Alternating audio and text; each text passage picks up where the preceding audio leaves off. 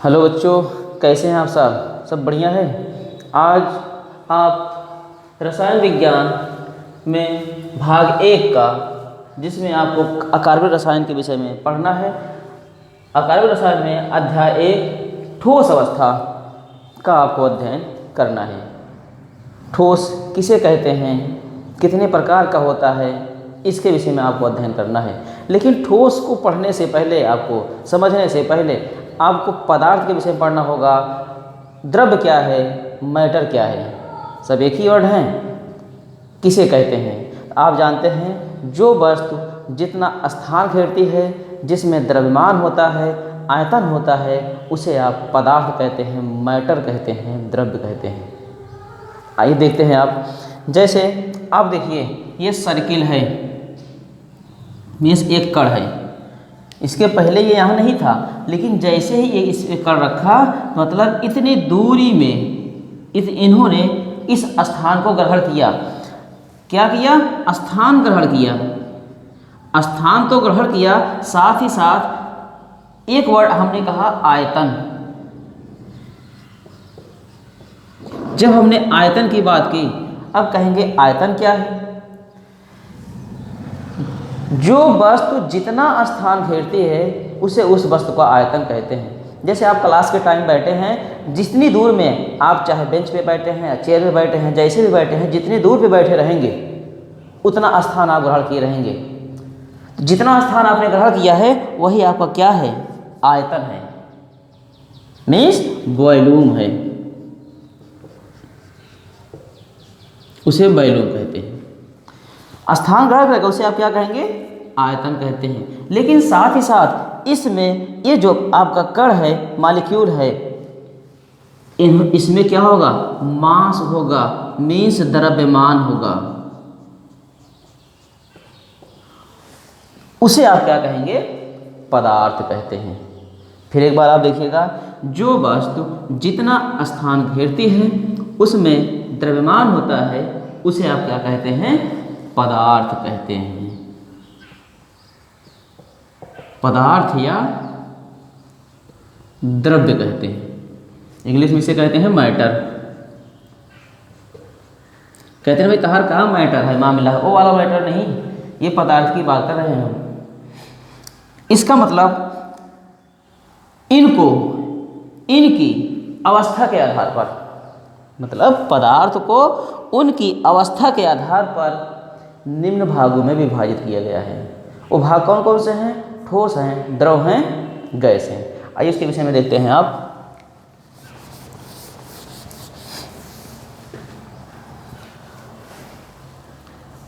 अवस्था के आधार पर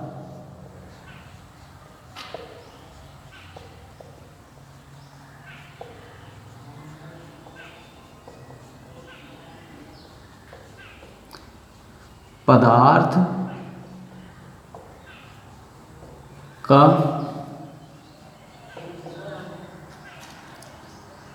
वर्गीकरण। अवस्था के आधार पर पदार्थ को 3 भागों में विभाजित किया गया है। ठोस नंबर 1, नंबर 2 द्रव, नंबर 3 गैस। हम एक एक करके आप इसका अध्ययन करेंगे। नंबर यहाँ हो जाएगा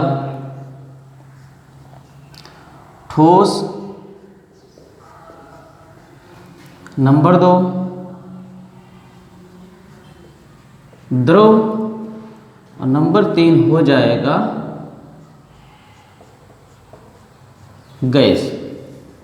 आप जानते हैं ठोस को सॉलिड इंग्लिश में, द्रव को लिक्विड, जबकि गैस को आपका गैस ही है। आप इसका एक एक करके अध्ययन करेंगे। इसके सामान्य जानकारी लेंगे, बहुत डिटेल में नहीं, चूँकि आपके सिलेबस में आपको गैस भी नहीं पढ़ना है, द्रव भी नहीं पढ़ना है, जबकि आपके सिलेबस में ठोस है। ठोस का आपको अध्ययन है, चूँकि अध्याय का आपका क्या है? ठोस अवस्था है। अब देखिए, आप ये जानते हैं ठोस का आयतन, शुरू से पढ़ते चले आ रहे हैं। ठोस का आयतन एवं आकार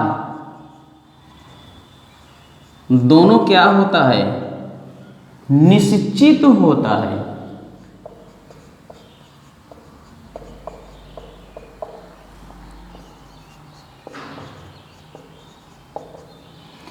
बट याद रखिएगा आगे क्या है, क्वेश्चन मार्क। क्यों निश्चित होता है, क्या निश्चित होता है, आयतन, और क्या निश्चित होता है, आकार। इस पे हम चर्चा कर रहे हैं थोड़ी देर बाद। अब देखिए, जबकि द्रव का आयतन तो निश्चित होता है, बट लेकिन आकार अनिश्चित होता है।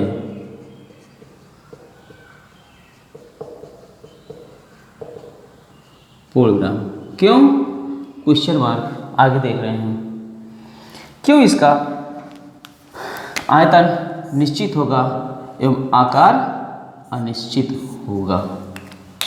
जबकि हम बात करते हैं गैस का, इनके आयतन एवं आकार दोनों क्या होते हैं, अनिश्चित होते हैं। आगे क्वेश्चन मार्क, ऐसा क्यों, क्या ऐसा हुआ, सिचुएशन क्या क्रिएट हो गई, ऐसी क्या स्थिति उत्पन्न हो गई कि इनके आयतन एवं आकार दोनों निश्चित हो गए। इनके आयतन तो निश्चित हुए लेकिन आकार अनिश्चित हुए, जबकि इनके आयतन एवं आकार दोनों क्या हुए, अनिश्चित हो गए। तो हम एक एक करके देखते हैं, आप फिगर के द्वारा समझते हैं। अब देखिए, एक वर्ड इसमें आएगा मॉलिक्यूल, अणु, परमाणु, आयन। आपको ठोस के विषय में एक वर्ड आपको ये पढ़ना होगा, अवयवी कण।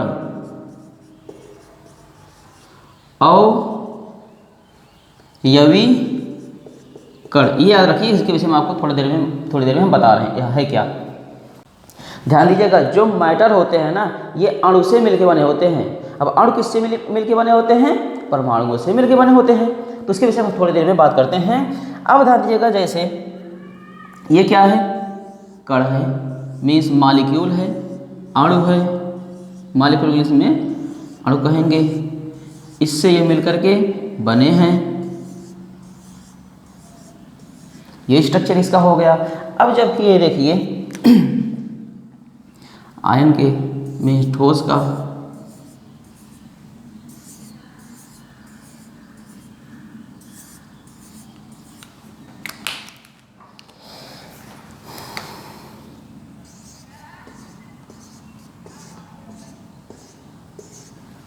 ये हो गया।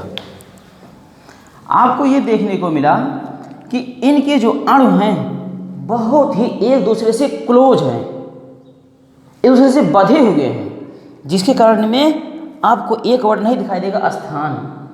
कहाँ नहीं दिखाई देगा, बीच में। आगे बात कर रहे हैं, जबकि इनकी अपेक्षा इनके अणु थोड़ा दूर दूर हैं, अर्थात ये इनसे अपेक्षा क्लोजली एक दूसरे से घनिष्ठ रूप से बंधे हुए नहीं हैं। इनमें दूरी, जिस कारण इनमें स्थान अधिक है। जबकि इसकी अपेक्षा जब आप गैस में जाएंगे ना, इनके अणुएं बहुत ही दूर दूर, अत्यधिक दूर दूर होती हैं। तो इसमें बल क्या होगा, नहीं लगेगा। लेकिन क्यों एक दूसरे से दूर होंगे, उस पर हम चर्चा करते हैं। लेकिन उसको पढ़ने से पहले आप ध्यान दीजिएगा, ये समझिएगा कि हम एक वर्ड की बात कर रहे हैं, ये भी क्या है, अणु है, ये भी क्या है, अणु है, जबकि ये भी क्या है, अणु ही है। अब आप बताइए कि ये जो दोनों अणु हैं, मॉलिक्यूल हैं, देखिएगा मैं लिख दे रहा हूँ, ये क्या है, मॉलिक्यूल है। मॉलिक्यूल मीन्स अणु है, एक दूसरे से बंधे हैं, एक नहीं कई मॉलिक्यूल से मिलकर बना होता है। तो इनके अणु बहुत पास पास हैं, जबकि इनके अणु क्या हैं, इनकी अपेक्षा इनसे कुछ दूरी पर हैं। इसका मतलब ये हुआ, इनके अणुएं पास पास होने के कारण इनमें क्या हुआ, स्थान नहीं हुआ इनके अणुओं के बीच। जबकि इनके अणुओं के बीच दूरी होने के कारण क्या हुआ, इसमें स्थान पाया गया। कहाँ पाया गया? इन मतलब बीच में, बीच मतलब किसमें, किसके बीच? अणुओं के बीच। भाई एक अणु की बात नहीं कर रहे, कई अणुओं की हम बात कर रहे हैं, लेकिन मैं समझाने के लिए आपको यहाँ 2 ही निकाल के दिखाया हूँ। जबकि क्या हुआ, ये भी क्या है, इन मिडिल मतलब बीच में। अब बताइए, दूसरे सटे हुए हैं, स्थान नहीं है, क्यों? क्योंकि इसमें फोर्स कार्य कर रहा है। फोर्स मीन्स बल। कहाँ बल कार्य कर रहा है? इन्हीं अणुओं के बीच बल कार्य कर रहा है। बल मीन्स फोर्स कार्य कर रहा है। और फोर्स कहाँ कर रहा है? इन बीच। बीच मीन्स इंटर, एक बार यहाँ होगा इंटर। इंटर मीन्स आंतरिक या अंदर या अंतर। कहाँ? इनके बीच, इन सब के बीच। यह हुआ किनके बीच? अणुओं के बीच। अणुओं के बीच हो जाएगा, इसका मतलब एक वर्ड आपको निकल करके सामने आया, इंटर। मॉलिक्यूल मीन्स अणु हो रहा है, याद रखिएगा यहाँ, मॉलिक्यूल मीन्स अणु हुआ, जबकि मॉलिक्यूलर मीन्स क्या हो जाएगा? आणविक। मॉलिक्यूलर मीन्स हो जाएगा आणविक हो जाएगा। अच्छा, तो क्या जो ये वर्ड आया है ना, अणुओं के बीच में है, इसका मतलब inter molecular space. Inter molecular space कहाँ नहीं है? इन अणुओं के बीच में नहीं है, मीन्स अंतरा अणुक या अंतरा आणविक, अंतरा अणुक स्थान इनके बीच में नहीं है। क्यों नहीं है? क्योंकि फोर्स अधिक है, मीन्स बल अधिक लग रहा है। और वो बल कौन सा होगा? कहाँ लग रहा है? अणुओं के बीच में लग रहा है, इसलिए उसे कहेंगे इंटरमॉलिक्यूलर। जहाँ आप स्पेस लिखें उसका नाम क्या देंगे? फोर्स देंगे। इसका मतलब हो जाएगा इंटरमॉलिक्यूलर फोर्स। एक वर्ड सामने आएगा, इसको दे रहे हैं, इंटर मॉलिक्यूलर फोर्स मीन्स अंतरा आणविक या अंतरा अणुक बल क्या होगा? बहुत ही अत्यधिक होता है।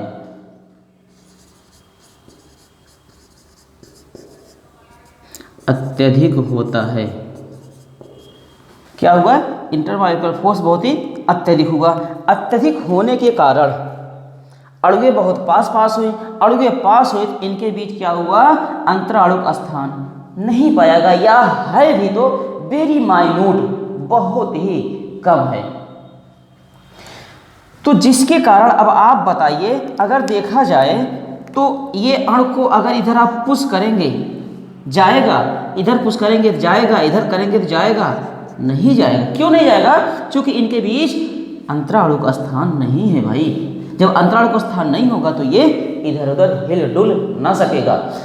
तो मतलब यही नहीं की बात कर रहे हैं हम, अणु की बात कर रहे हैं, सभी अणुओं की हम बात कर रहे हैं। कहीं भी नहीं जाएगा। क्यों नहीं जाएगा? क्योंकि स्थान नहीं है, तो स्थान नहीं होगा तो जाएगा नहीं, हिल डुल सकेगा नहीं। जब ये हिल डुल सकेगा नहीं, जिस अवस्था में है, जैसी अवस्था में है, जितना आयतन लिया है, जितना आयतन ग्रहण किया है, जिसका आकार है, उसी के ही आकार में होगा। इसीलिए कहा जाता है ठोस का आयतन एवं आकार दोनों निश्चित होता है। वे पदार्थ जिनके आयतन एवं आकार दोनों निश्चित होते हैं उसे हम क्या कहते हैं? ठोस कहते हैं। अब बताइए, जब इनका आयतन एवं आकार दोनों निश्चित, इन्हें दबाएंगे तो दबेगा?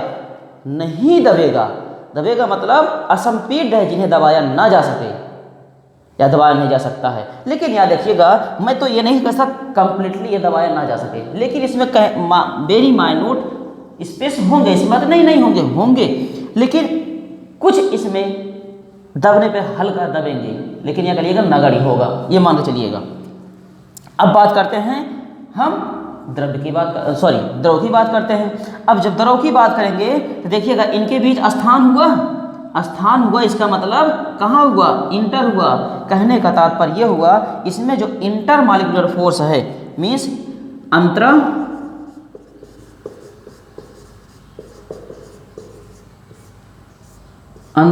अणुक बल क्या हुआ,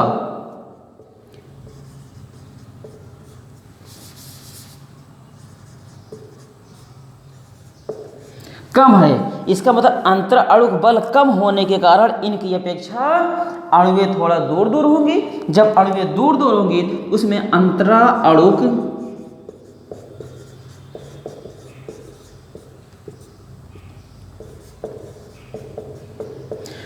स्थान क्या होगा, अब पाया जाएगा, जबकि इसमें नहीं था या ना था, वेरी माइन्यूट था।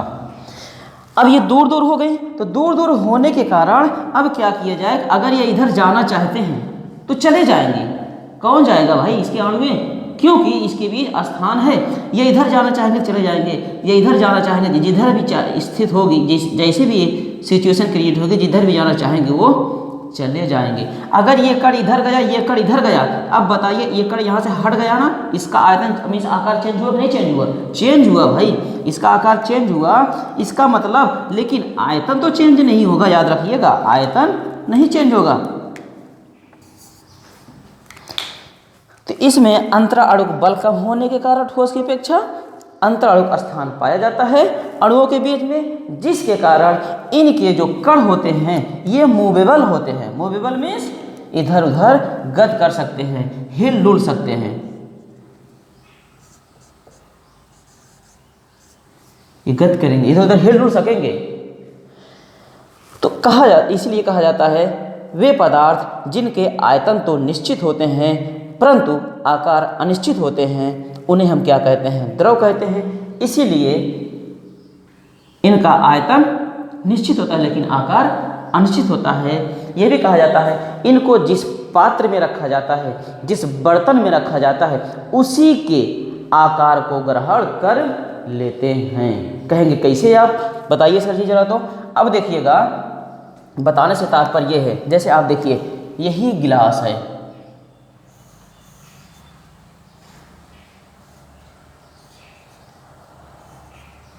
ये है, इसमें 500 ml पानी आएगा या दूध आएगा, जो भी आएगा। और जबकि एक गिलास ये भी है, ये इतना बड़ा है,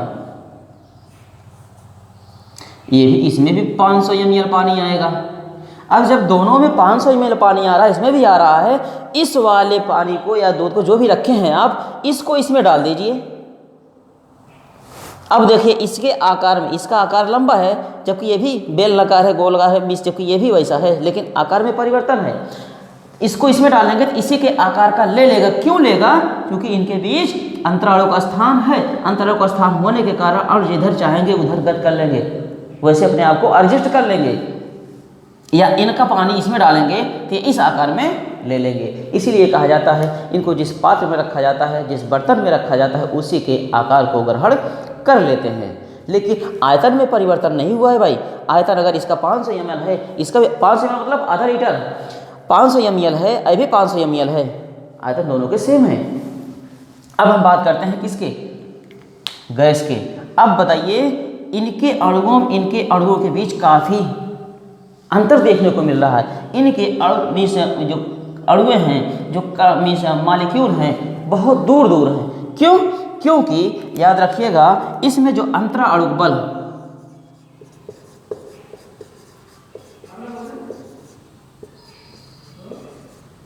अंतरा अणुक बल नहीं होता है या नगण्य होता है। तो अंतरा अणुक बल अगर नहीं हो रहा है या नगण्य है तो और होगा क्या अधिक, अंतरा अणुक स्थान।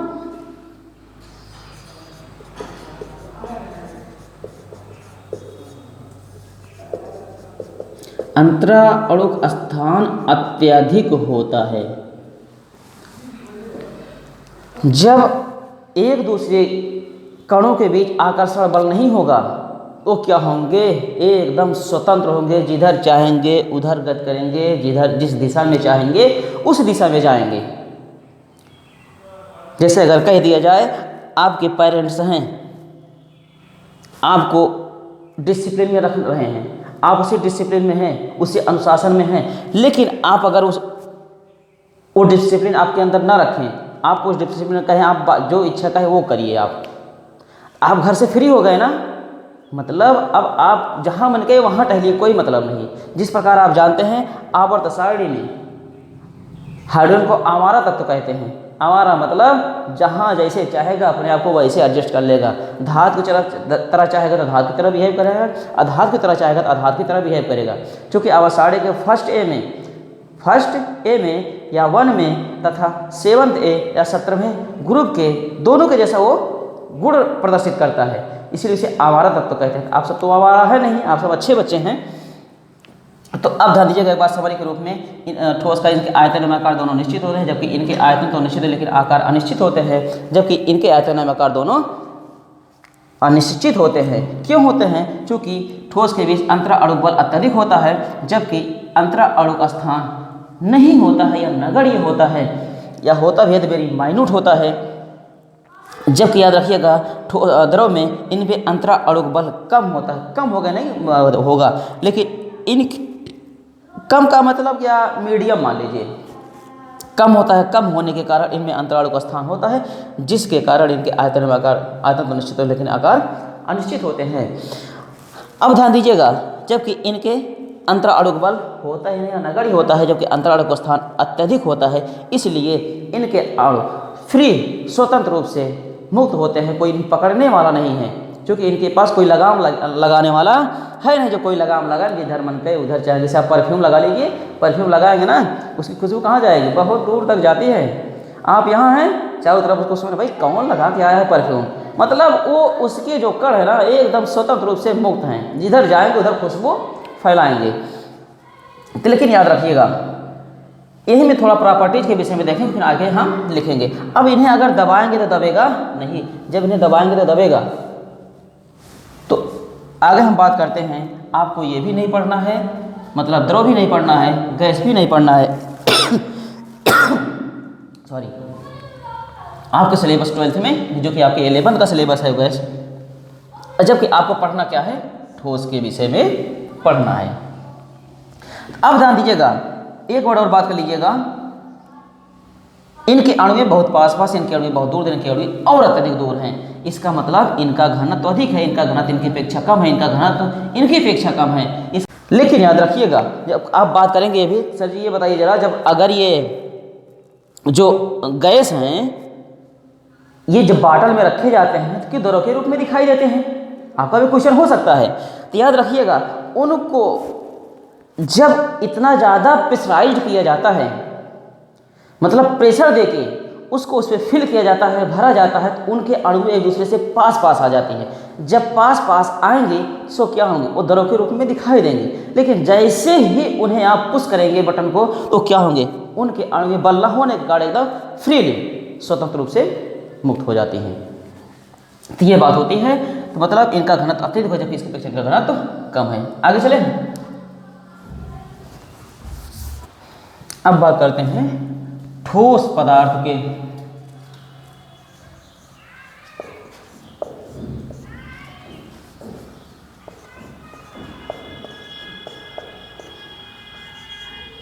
के सामान्य गुण, जनरल प्रॉपर्टीज ऑफ, या कह लीजिए ठोस अवस्था कर लीजिए,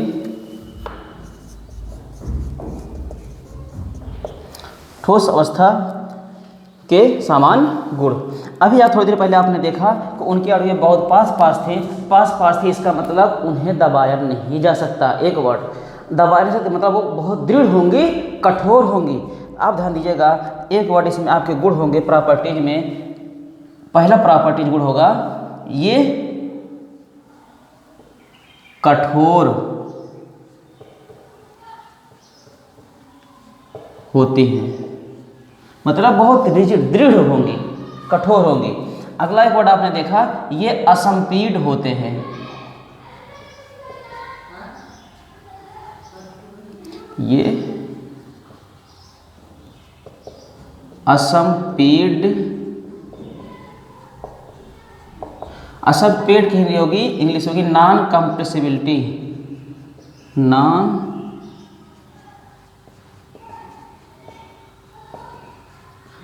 असंपीड जिन्हें दबाया नहीं, लेकिन आंशिक रूप से पुश किया जा सकता है, दबा सकता है, लेकिन असंपीड होते हैं। अगला, इनका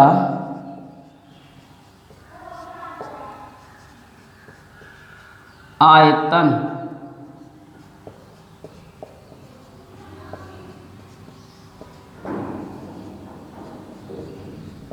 निश्चित होता है। अगला, इनका घनत्व उच्च होता है। ठीक, अब आप ये कहेंगे आपने तो सर जी आयतन बता दिया, असंपीड बता दिया, कठोर बता दिया, लेकिन घनत्व क्या है? किसी पदार्थ की सघनता, किसी पदार्थ की सघनता क्या कहलाती है? घनत्व कहलाती है। इसका डेफिनेशन लिखिए, किसी पदार्थ की सघनता ही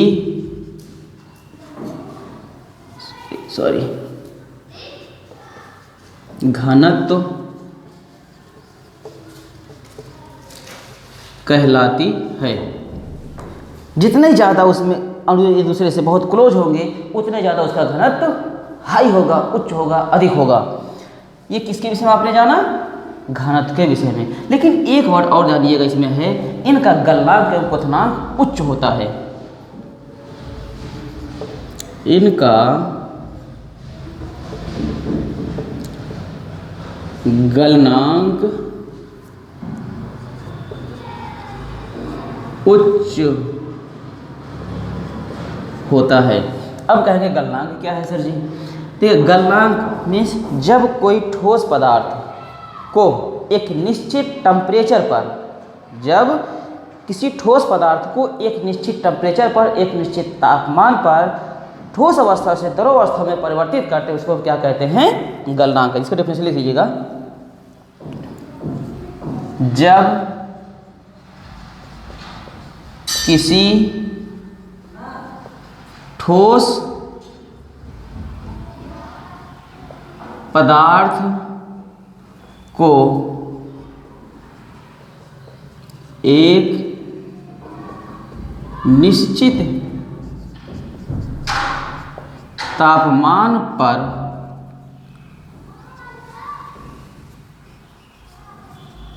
द्रव अवस्था में परिवर्तित होता है, उसे गलनांक कहते हैं। आपने देखा कि इसमें ठोस से किस में परिवर्तित हो रहा है भाई? ठोस से द्रव में परिवर्तित हो रहा है। इसका मतलब पिघल रहा है, मेल्ट कर रहा है, मतलब मेल्टिंग पॉइंट। इसका इंग्लिश होगा मेल्टिंग पॉइंट।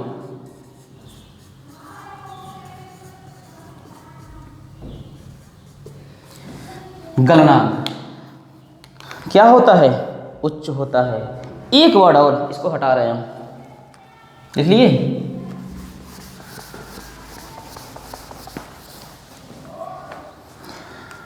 इनमें विसरण नहीं होता है।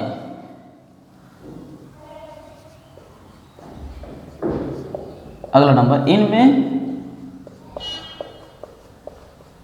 विसरण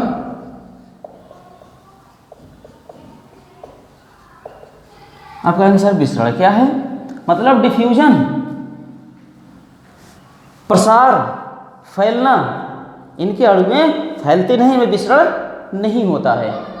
साथ ही साथ इनका क्या होगा? क्वथनांक भी क्या होता है?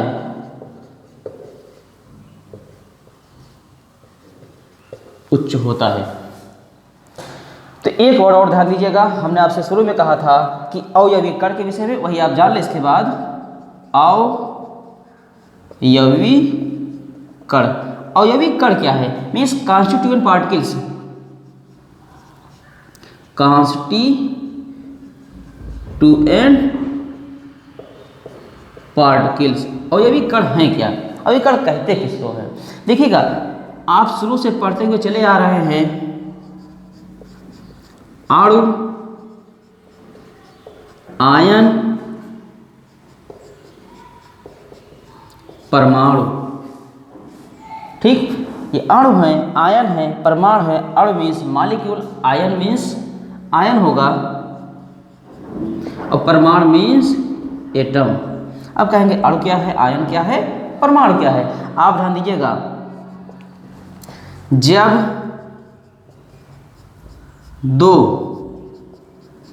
समान या भिन्न भिन्न, समान या भिन्न भिन्न परमाणुएं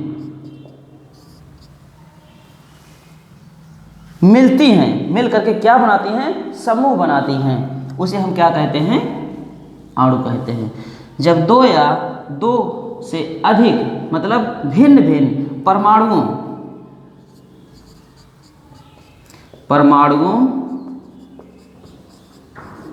के समूह को क्या कहते हैं आप? अणु कहते हैं। आपने कहा सर जी आपने तो बता दिया, इसमें एक वर्ड आया फिर परमाणु आ गया, इसका मतलब पहले आप इसे बताइए। आप ध्यान दीजिएगा, किसी पदार्थ की या मान लीजिए अणु की आप पढ़े होंगे एलिमेंट। एलिमेंट मीन्स तत्व। तत्व का निर्माण किससे होता है? परमाणुओं से होता है।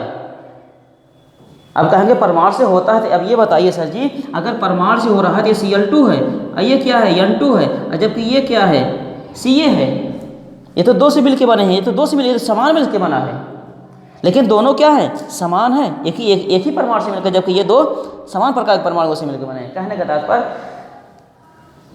समान प्रकार के परमाणुओं से मिलके बने अणु को हम क्या कहते हैं?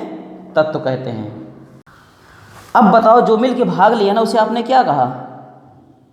ये कहा ना, परमाणु के विषय में देखेंगे, किसी तत्व की वह छोटी से छोटी इकाई जो रासायनिक क्रिया में भाग लेती है परंतु स्वतंत्र अवस्था में नहीं रह सकती है, उसे हम क्या कहते हैं? परमाणु कहते हैं। अब कहेंगे आयन क्या है? तब ये जानिए, जैसे ये N है, सोडियम है, सोडियम का एटॉमिक नंबर 11 होता है, इसका एटॉमिक विन्यास करेंगे 281 होगा। तो ये इसकी वैलेंसी इलेक्ट्रॉन है, इसके विषय में हम बाद में चर्चा करेंगे। आप जानते हैं जो आप 12th में पहुंच चुके हैं। कहने का तात्पर्य, जब कोई परमाणु इलेक्ट्रॉन दान करता है या ग्रहण करता है के पश्चात उस पर जब कोई आवेश, सोडियम है, एक इलेक्ट्रॉन क्या किया? ये दान कर दिया। दान करने के पश्चात इस पर एक आवेश आ गया। Cl है 17 है, 2 8 7 है। अब क्या किया? ये एक इलेक्ट्रॉन ग्रहण, मतलब इधर आया, एक प्लस ले रहा है, प्लस से ध्यान दीजिएगा, एक इलेक्ट्रॉन ग्रहण कर रहा है, इसका मतलब इस पर क्या हो जाएगा? Cl माइनस हुआ। याद रखिएगा, ये दिया मतलब निकाला है, प्लस आ गया, ये लिया है मतलब माइनस हुआ। परमाणु ये भी है, परमाणु ये भी है, मतलब मिलके बने, एक ही परमाणु से मिलके बने, तो इसलिए एक परमाणु अणु कहते हैं। तो फिर से एक बार सुन लीजिए, हमने क्या कहा? जब कोई तत्व परमाणु इलेक्ट्रॉन दान करता है या ग्रहण करता है के पश्चात उस पर उपस्थित आवेश को आप क्या कहते हैं? आयन कहते हैं। यही जो आपके अणु हैं, आयन है, परमाणु हैं, इन्हीं को भैया कॉन्स्टिट्यूएंट पार्टिकल्स कहते हैं, अवयवी कण कहते हैं। यही बार बार आपका जब आगे पढ़ेंगे ठोस के प्रकार में, इससे डिटेल में चलेंगे, आपको यही बार बार मिलेगा, अवयवी कण भाग लेते हैं। आप याद रखिएगा, अपने माइंड में उतना बैठा दिएगा। अणु, परमाणु, अणु, आयन, मेष, कण, ये क्या है? कॉन्स्टिट्यूएंट पार्टिकल्स हैं।